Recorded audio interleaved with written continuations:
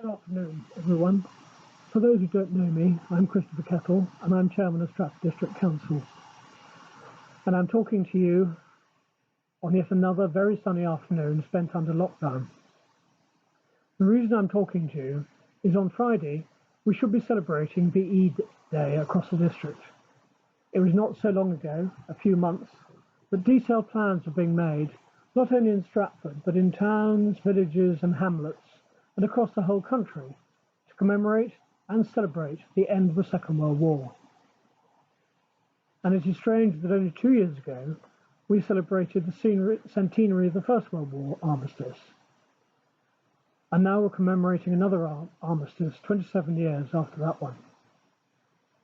What that first commemoration achieved was both a realization and education of the appalling nature of the First War, and the extraordinary bravery and the actions carried out by soldiers, sailors and airmen in that conflict, and the devastating impact on those left behind at home.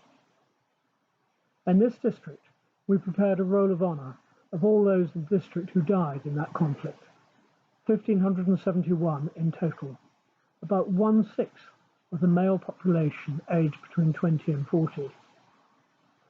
One impact of the current problems has been that we have not seen or heard from the many veterans of what it was like to have survived the war, a very modern and highly mechanised war, very different from the trenches and sea and air battles of World War I.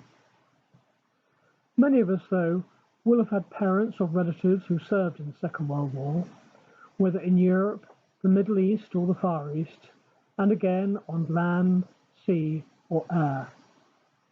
However, what was different was that in this war, civilians were heavily involved. Thousands died in the bombing of major cities, and unlike all previous wars, the Second World War was visible to those at home. I was recently speaking to a gentleman who, as a child at the time, spent much of the war on my farm.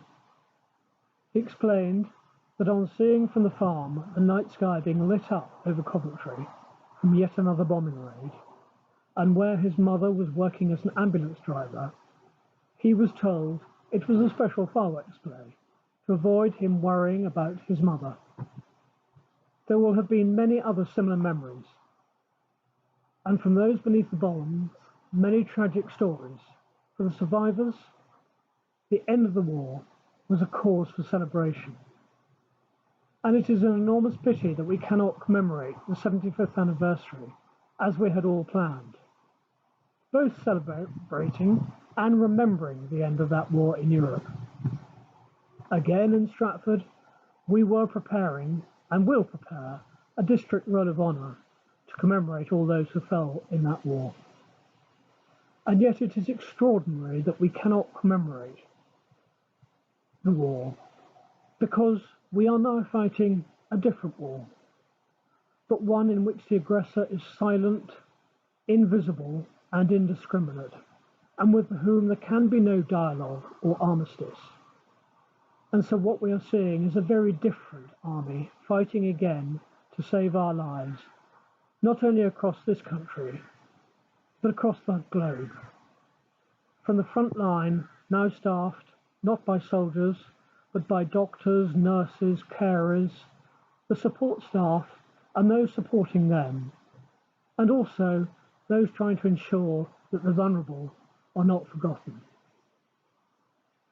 And that includes every one of us, either those who are still working in essential roles, or those, importantly, isolating at home. We all have a part to play. But on Friday, let us, for a short time, forget about our current battle and commemorate the broadcast 75 years ago, when Sir Winston Churchill announced the end of the war in Europe. So, in the morning, there will be 2 minutes silence at 11 a.m, if you wish to join in on that. And if you're having a VE Day picnic in your garden, please remember, stay safe and distant, but celebrate and remember both to raise your glass at 3 p.m. in celebration. And remember that the Queen will be addressing the nation at 9. Let us commemorate the extraordinary acts of those in the services and the civilians, and of course, those now fighting this new war today. And let us also not forget the fallen and their families. And is traditional at the end of a speech like this, let us all say, God save the Queen. Thank you all for listening, and I hope you have a great day on Friday. Thank you. Bye-bye.